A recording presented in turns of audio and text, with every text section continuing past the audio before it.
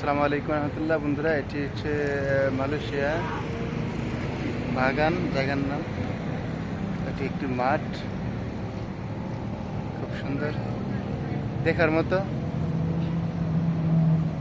মন যদি খারাপ থাকে এসব জায়গায় আসলে মন ভালো হয়ে যায়। এখানে খেলাধুলা করতেছে লোকেরা। এখন সময় 7:10।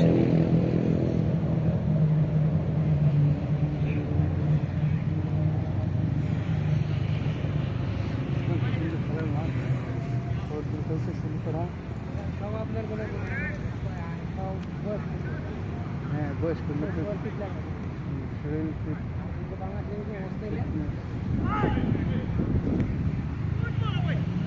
দেখার মতো।